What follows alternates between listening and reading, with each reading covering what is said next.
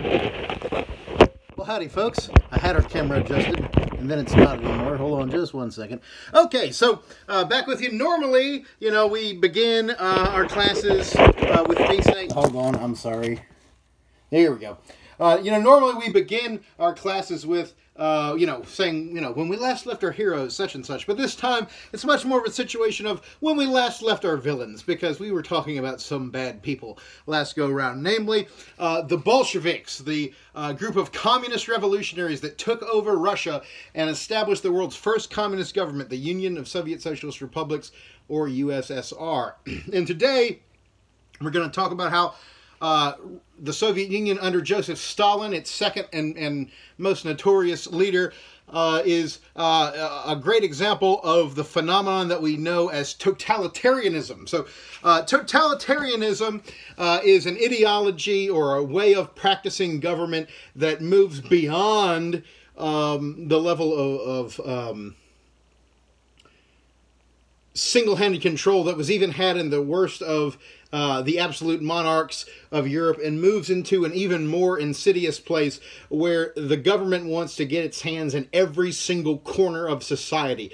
Cut civil society out, uproot religion, uproot family life, uproot education, uproot arts and entertainment, and just take complete control of every aspect of the life of the citizenry. And totalitarianism basically treats the state as the object of a secular religion, in a sense, where it requires people to orient their entire life around the state if they want to stay in the good graces of the government. So, Lenin, of course, comes in, establishes the Soviet Union, begins this process. Joseph Stalin comes to leadership in the USSR at Lenin's death. He kind of wins a battle for control of the Communist Party with Leon Trotsky, who had been the general of the Red Army during the Civil War of Russia. Ultimately, Stalin is going to seize control of the Communist Party and therefore the Soviet Union, and he is going to rule it with an iron fist. As terrible a person as someone like Hitler was, as terrible as a person as someone like Mussolini was, statistically speaking, Stalin actually did more damage to the population of the world. Now, obviously, Hitler, there was a twistedness, to how he did that was even beyond what Stalin had. But they're absolutely on the same tier of evil here. Stalin is a bad guy. You need to make sure that you really get that point across. So, and he comes to power. I'm just being a terrible example, coughing into my hand, touching my face, everything. I'm sorry. Don't go catch the COVID on my account, okay? May the Lord bless you and keep you. You'll be fine. Pardon me. So Stalin wins this power struggle with Trotsky and immediately starts what he calls the Great Purge, where he begins wiping out basically everyone in the Communist Party that he thought could be any threat to his rule. So anyone who had any kind of talent that might threaten him, he wanted to throw out, he wanted to kill. Obviously, we talked in the last video about how he actually had Trotsky assassinated, even though he had fled to Latin America, far out of what he thought was far out of the range of Stalin. Stalin had people track him down and kill him in Mexico. But Stalin winds up killing many, not just ordinary citizens. It's one thing, it's not surprising that a dictator would come in and kill tons of, citizenry or people that might be in rebel groups or whatever. But he killed tons of people that were in the Communist Party. And he was so vicious about it that not only would he kill them, he would also have the history books rewritten to remove records of their existence. They literally, this is, 75 years before Photoshop, if not more so. And they literally, went in and doctored photographs to remove all the Trotskyites from all the pictures, because they didn't want any of the pictures of the revolution to have pictures of people that Stalin got cross with. So the Communist Party very much became a part of kind of a Joseph Stalin cult of personality, where you were taking your life in your own hand to disagree with whatever Stalin thought. And if Stalin said something on Monday and changed his mind on Tuesday, and you still believed what Stalin said on Monday, you were taking your life in your hands because you had to agree with exactly what he said right now. And so it was a very hard thing to do for a lot of these guys, and a lot of these guys got killed over it. So very, very bad deal. So Stalin winds up establishing a true totalitarian state in Russia. I mean, really Lenin did, if we're going to be honest. But Stalin ratcheted it up. So one thing about totalitarian governments is they really rely on this idea of the secret police. Now, this is really not that foreign to the Russian experience before communism. Tsar Alexander III had established a secret police as well. But the Soviets built a newer and stronger secret police apparatus that put Alexander's to shame. Eventually, this develops into what they call, you have the KGB and a few other, Soviet intelligence agencies and things that often would spy not just on foreign enemies, but on domestic citizens.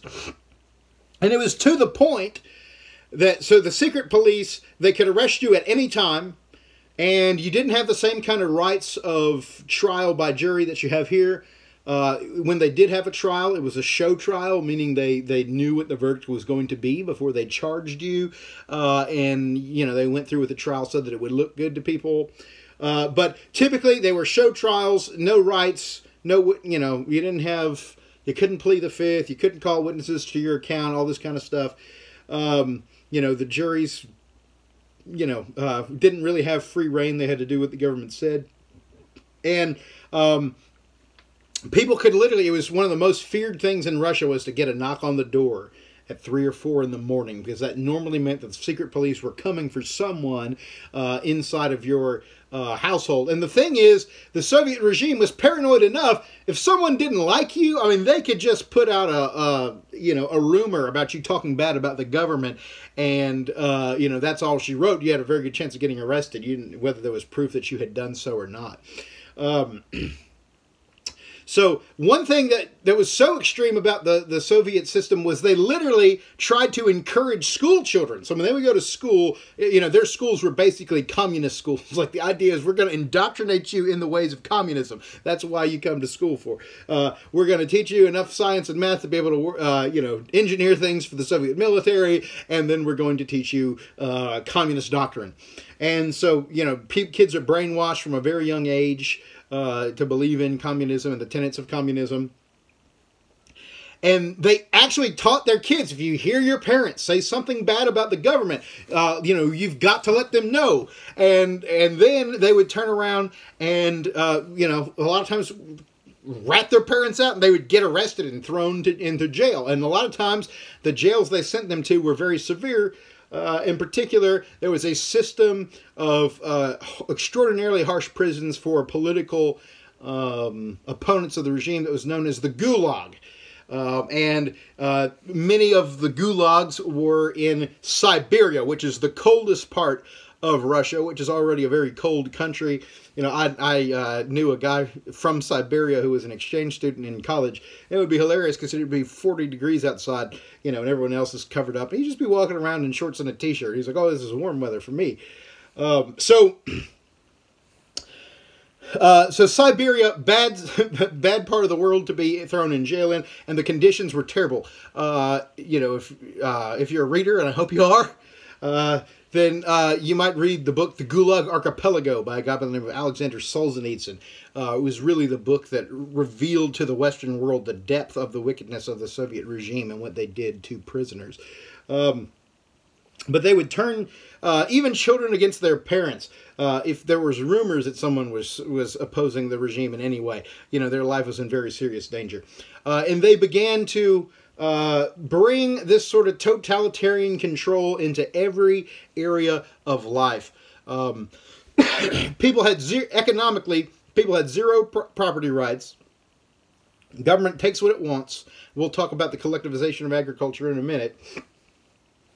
At one point in the Soviet Union, they got to a situation where frequently, if a light bulb went out in a person's house, and they needed a new light bulb, they would have to ask the government for it because the government controlled all the property. And a lot of times it would take 8 months to get the light bulb, and so they'd be sitting in the dark. So what people learned to do is they learned to like steal light bulbs out of the factories because they knew the government would replace a light bulb in a factory quicker than they would replace them in their house. So they would just go steal a light bulb from the factory knowing the government would replace it.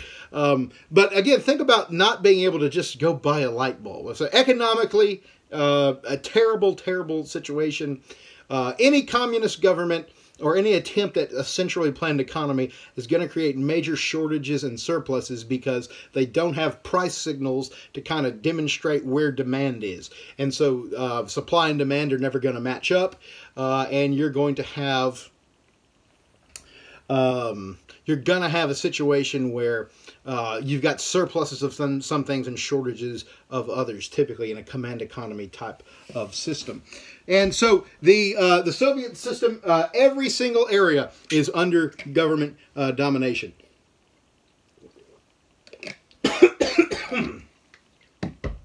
So, excuse me. So, so some of the things that they would do, some other areas, propaganda and censorship. Anything that was printed had to be checked out by the government. If it varied from Communist Party line at all, it's not going to get printed, more than likely. The arts are basically shut down completely if you don't tell stories that teach communist ideals. So, even plays and novels and stuff like that had to be oriented around the idea of what's good for communism.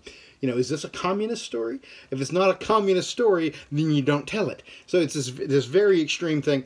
Education, is completely about teaching children communism. I mean, they taught other things too, but that was the goal.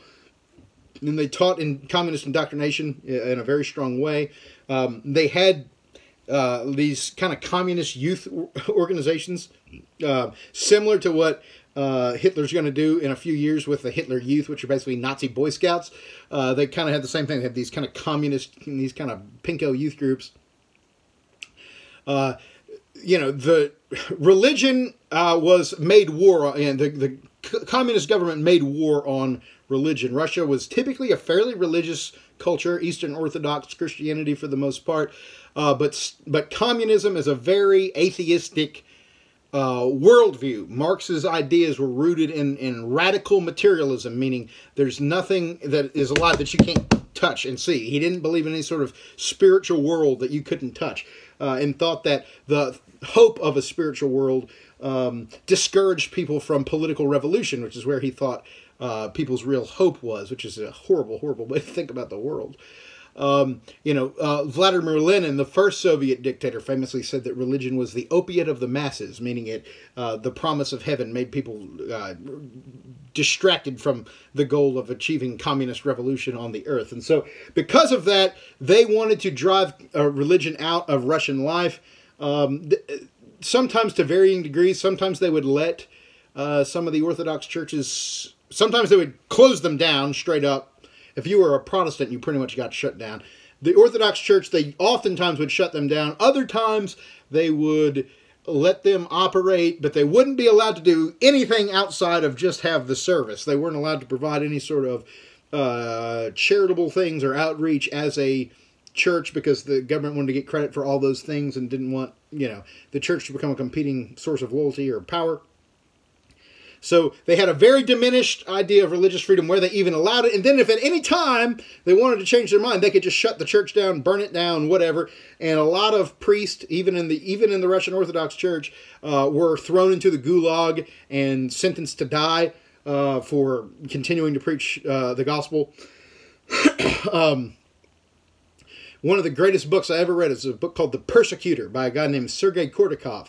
And Kordakov, I don't think this happened during Stalin's day. I think it happened during the reign of Nikita Khrushchev, who was his successor. But Kordakov was actually a guy who was in a Soviet police task force that their goal was persecution of the church. And he actually was given the job of busting up religious gatherings and beating up Christians and sometimes arresting them.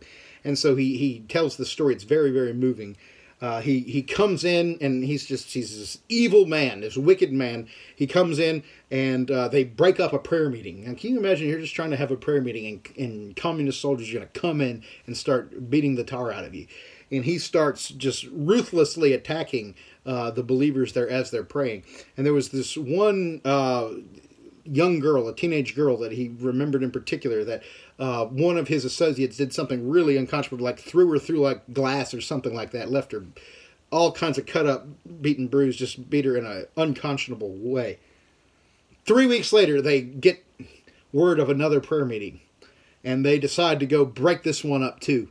And so the Soviet troops come in, and they start breaking out the nightstick and beating Christians up. And lo and behold, they see that same girl, scars all over her face, back at prayer meeting 3 weeks later. And once again, his team just do a number on her, beat her all up.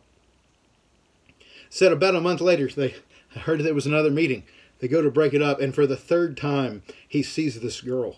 And all of a sudden, and one of his guys goes to commence the beatdown, and something rises up in his heart, and he realizes this isn't right. And he fights his own guy to stop him from hurting this girl. And he doesn't know why. It puts his career in jeopardy.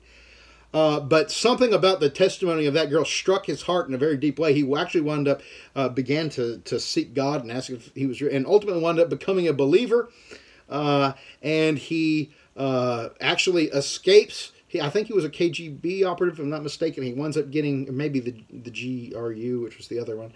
But he winds up getting an assignment on a Soviet naval ship that starts patrolling near Canada, and he gets near Canadian waters. He makes a harrowing escape over the boat, swims onto the shore, and in the midst of icy Canadian waters, and gets asylum in Canada. He writes the book in the early 1970s, and at the last chapter of the book, he talks about, he still sees people that he believes to be KGB agents tailing him in Canada. And he says, if you ever hear that I commit suicide, know that I didn't. This is what they're going to do. They're going to kill me. They're going to make it look like it was a suicide. This is in the last chapter of the book.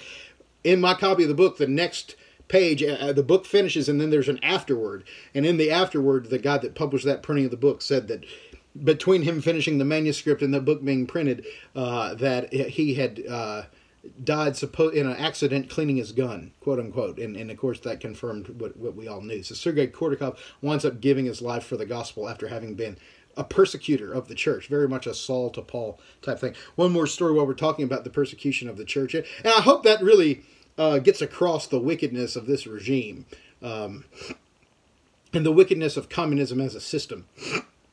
So I have a friend who was a Ukrainian, and he actually, one of his grandparents was killed by the Nazis, and the other grandparent was sent to Siberia by the Soviets.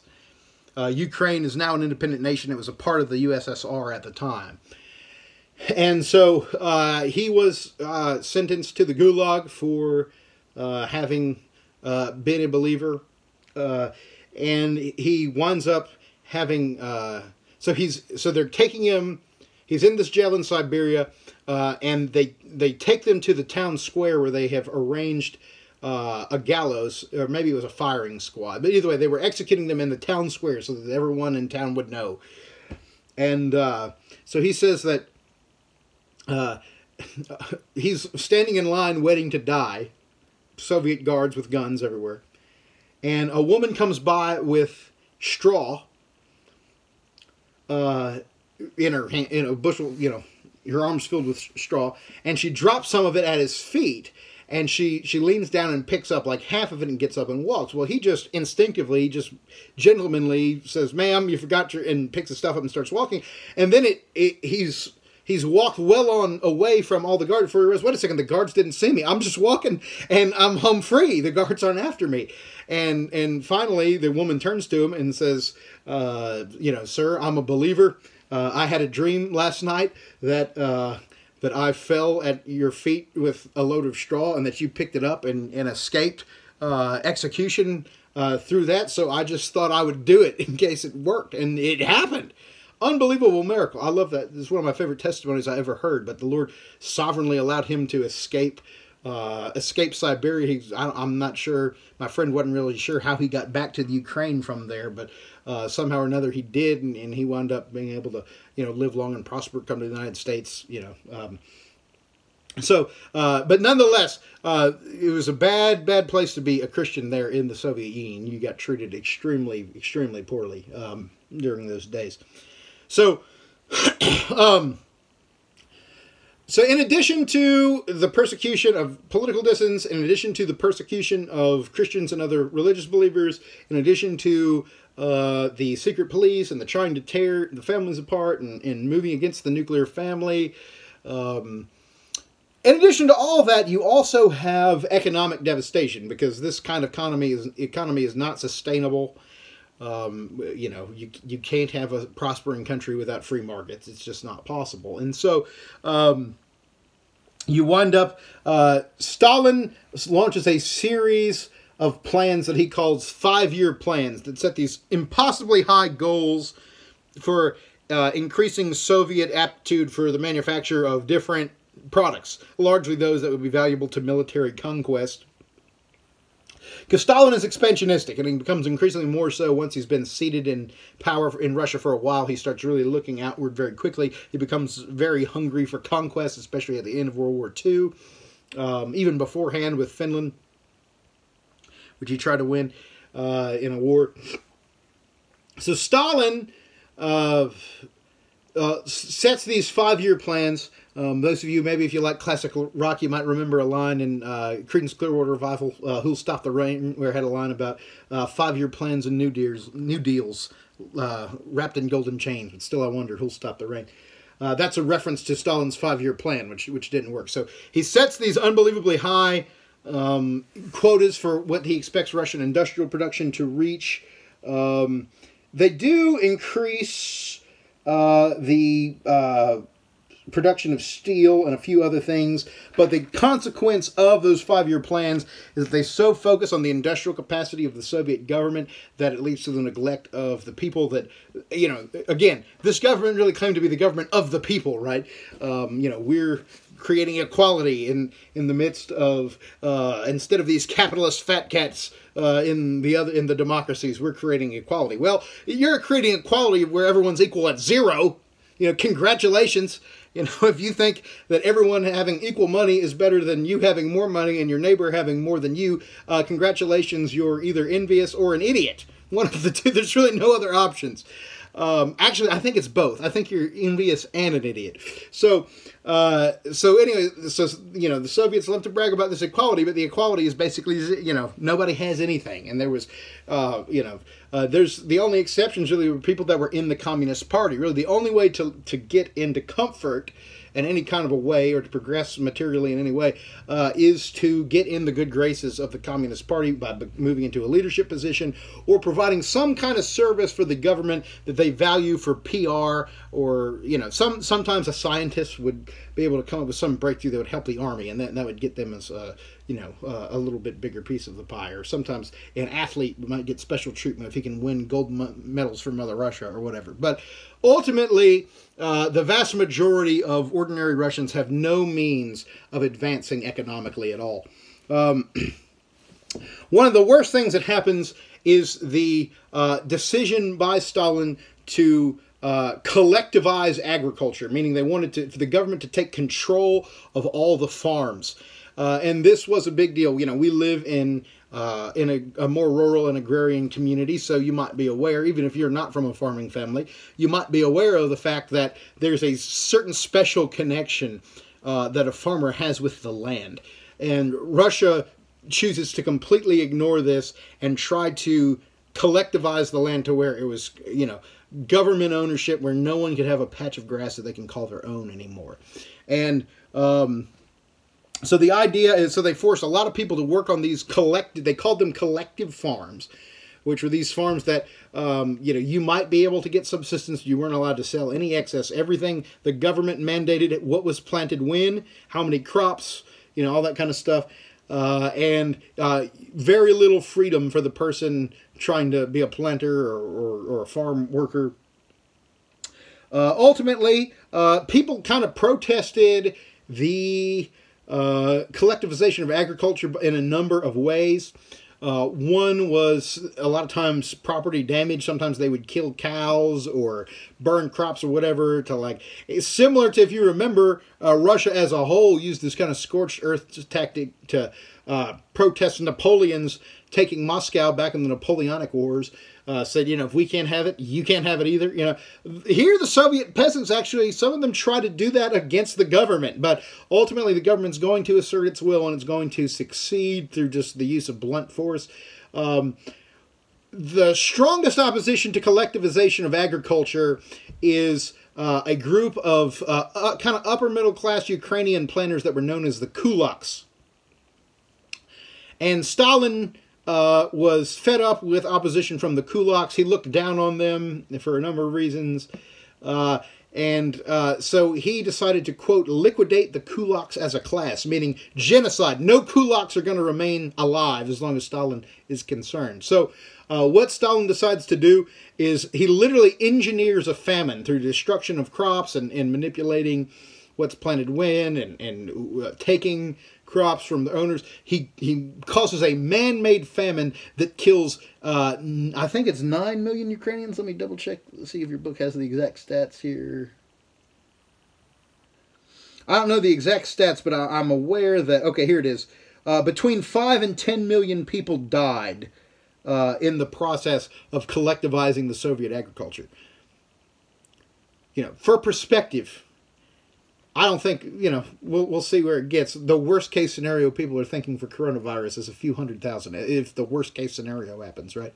We're talking about, that's a fraction of a million. We're talking 5 to 10 million people in one very large country, granted, but still one country, 5 to 10 million people killed by a man-made famine because Stalin in his ego didn't want to allow anyone else to have a share in agricultural planting. And so he literally starved millions of people to death just to feed his own ego. Just a truly, truly atrocious human being in every sense of the word. So ultimately, by the mid-1930s, Stalin has Russia kind of completely in his grasp. And unfortunately, the world kind of acquiesces to it at this point. And it's going to be a little while before there's any sort of real opposition to the communist takeover in Russia, or Stalin's takeover in Russia. But a lot of that is because the world's in rough shape, because we're coming out of World War I. You know, not a lot of countries are really in shape to go fight another war to unseat Stalin for, you know, no matter how bad he's being to his own people. That's going to change after World War II for reasons we'll get to. But ultimately, though, the problem is, as awful as this communist system was, the idea doesn't go away. From their beachhead in the Soviet Union, communism begins to spread. In our next video, we're going to look at the events that happen in China. And ultimately, China is going to come under the control of a communist regime that is still in power today and is largely responsible for helping spread this virus by not informing the world about some of the damage being done. So I'm kind of angry at the Chinese government even more than usual right now. But I'm normally angry at them too. They're terrible people. You won't be able to find this video in China because China has a deal with Google that Google's helped them with this, that prevents certain searches of things like democracy and human rights being even made. If you surf the internet in China, you literally can't find any pro-democracy writing on the internet because they're that much of a controlling surveillance state. So it's a very bad regime. It's going to come to power in China. There's an awful regime that's going to come to power in Cuba. There's an awful regime that's going to come to power in Vietnam. You know, in various other nations of the world. There's many countries in Africa. Angola, I know, was one. A few more in Asia. So, and then much of Eastern Europe. Romania, I believe, under Nicolae Ceausescu. There's going to be a whole Hungary. Yugoslavia under Tito. So there's going to be an awful lot of new communist regimes that emerge, especially after World War II, when Soviet expansionism really reaches its height, and they're starting to fuel revolutions in different parts of the world. There's some in South America. So communism is one of the most important parts of the story of the 20th century, especially, continues to be an important part of the story in the 21st century. North Korea, I forgot to mention, with Kim Jong-un, who's insane. So ultimately, this communist ideology is going to be a big deal, and it's by the time that the Cold War is finished, although the people in China would say maybe it's not, but by the time that the Cold War is finished, there's tens of millions of people brutally murdered, rights taken away, no individual freedom. It's a terrible, terrible thing. And the fact that so many Americans are starting to flirt with the logic of Marxism that's behind it, to me, is a very concerning thing as an American citizen. So very important that we get a good grasp of the reality of just how severe of an evil communism was. So on that happy note, I hope you all have a good spring break.